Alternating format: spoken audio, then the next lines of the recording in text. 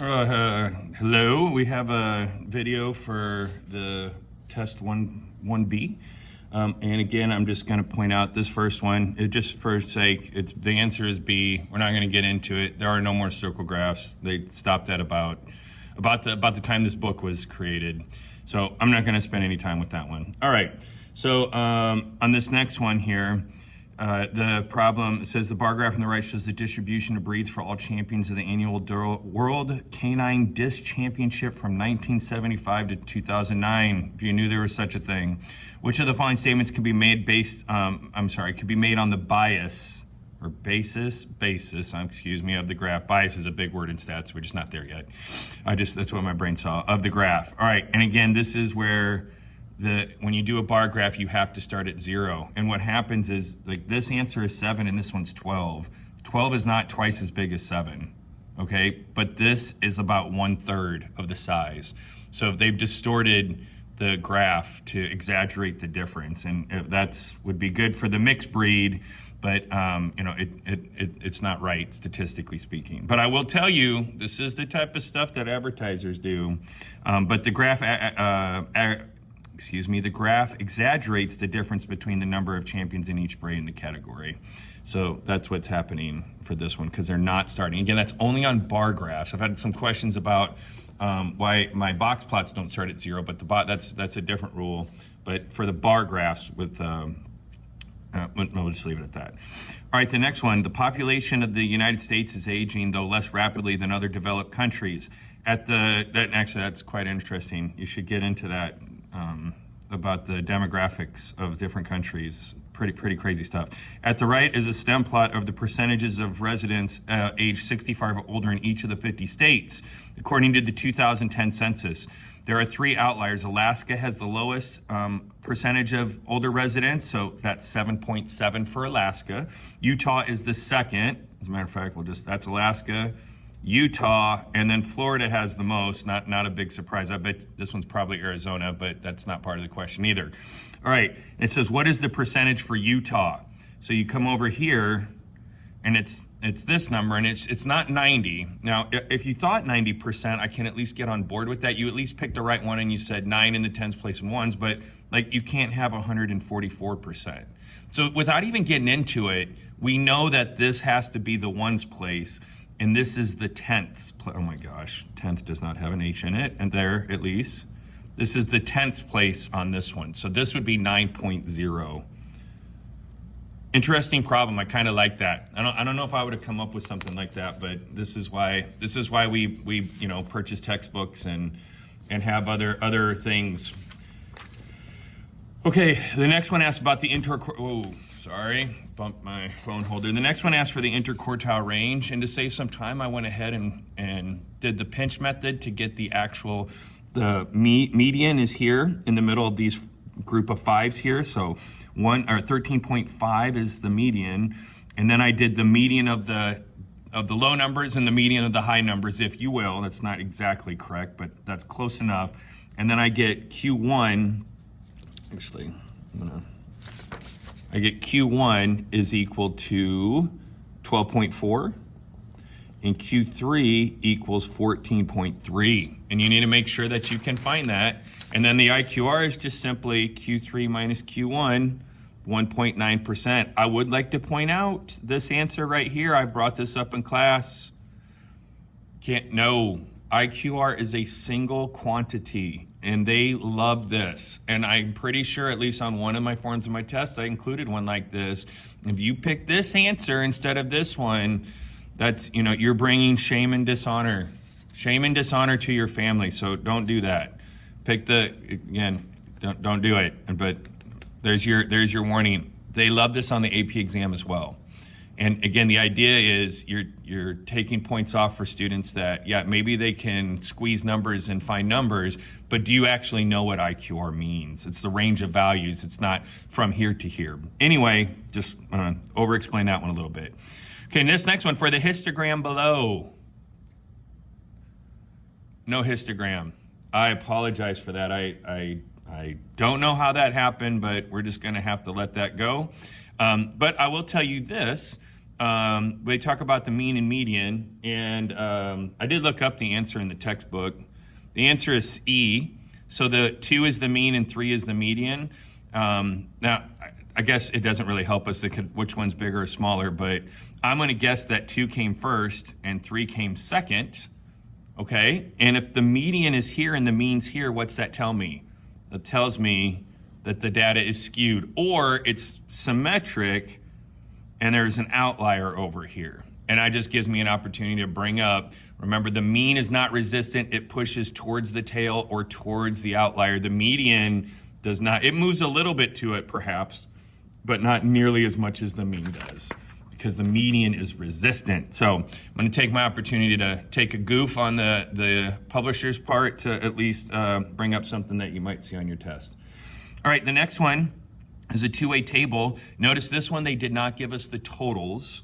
I am going to go ahead at least and get the totals for the males and females, and notice that it's 1,000, okay, 100, sorry, 1,000 for both of them. So it's sometimes they get tricky on us. Like if the females was 2,000 and the males was 1,000, then this is proportionally the same.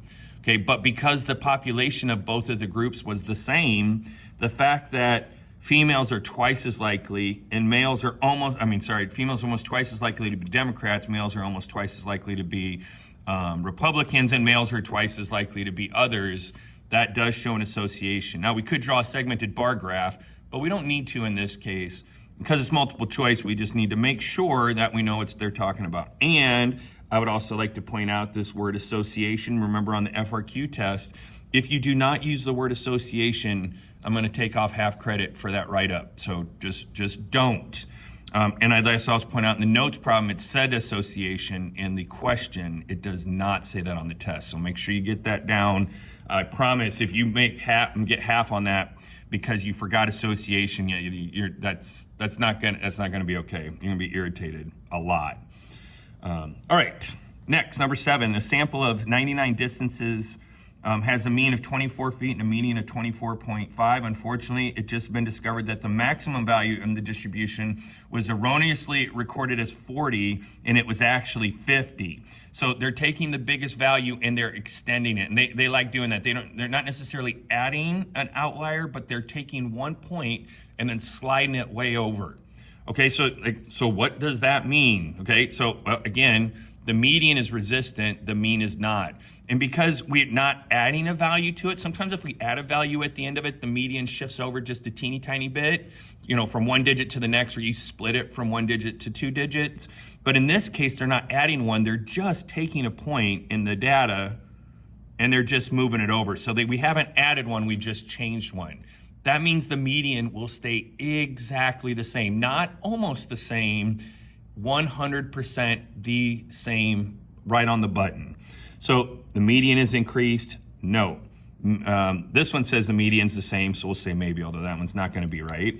The median remains the same, good. The mean and median are both increased, that's a no. We do not know, and it's probably not gonna be none of the above in these cases. All right, the mean remains the same, no, that does not, but we already got rid of this one. The mean and median remain the same, the mean is not the same. Choice C. All right, couple more. Mr. Yates picked up a dozen items at the grocery store with the mean of $3.25, and then he added an apple pie for $6.50. What's the new mean? All right, by the way, if this question had said median, we would not know. Actually, I don't know if it'd be none of the above. The answer would be we can't tell, okay? Because we don't know what the values, the mean is $3.25. Maybe everything was 25 cents and one thing was $17. I mean, that's not gonna add up right, but you get my point. Or maybe every single item was $3.25. Okay, so we got to be a little bit careful about that. If it asks for median, this one asks for mean. Okay, so on this one, what we're gonna do is we can say, well, I have 12 items for an average or for the mean, but we'll just say, average, that's how we would typically talk. We get $39. There was a total of $39 worth of items. And then we divide by 12 and we get this. Now what we're gonna do is we're gonna add that $6.50 and we're gonna divide by 13 instead. So we can solve the mean, we cannot solve the median in this problem. I don't know if we'll see that, but There we go. And so the new mean is $3.50. A small company estimating photocopying expenses find the mean number of copies made for the last 12 months is 258 per day with a standard deviation of 24. What is the interpretation of standard deviation? And again, one thing I'd like to point out, the standard deviation is the typical distance from the mean. That's not a textbook answer. That's not, if we had to write out an interpretation, that's not enough. But as far as what you need to remember in your brain, if they ask you what does standard deviation mean, it's the typical well, and we have different standard deviations, but for right now, this standard deviation means the typical distance from the mean, or on average, it will be this far from the mean, but from the mean is very important. So as I go through here, some of these answers don't make sense. On average, I'm liking this one already. The number of copies made each day is from the mean. Boom. That's what I'm looking for. That's what I'm looking for standard deviation. And remember, when you say, well, how do you calculate standard deviation? The answer is in the calculator. How do you do the hand calculations for standard deviation? That's none of your darn business. That's how. You just do it in the calculator. We won't be doing that by hand. For the 5-digit summaries, okay, we had one just like this on the other form. This one says how many are in between 35 and 61. So that's right here. So this is the lowest, Q1, or at the 25th percentile. This is the median, which is the 50th percentile, if you will. Between 25 and 50 is, excuse me. This one is not quite the same. This one said there's 380 students. How many students? So it is 25%. Well, I would have put 25 as one of those answers to get, I would have just fell for that right now, making a video for my students. So I know it's 25% of the total, but it's out of 380.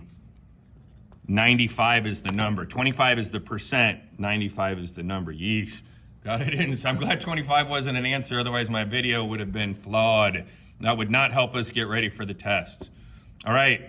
There's the second test. That's 20 total multiple choice questions for you to practice, minus the one that was messed up, and I guess minus the 2 circle graphs, but or pie graphs. But there you go.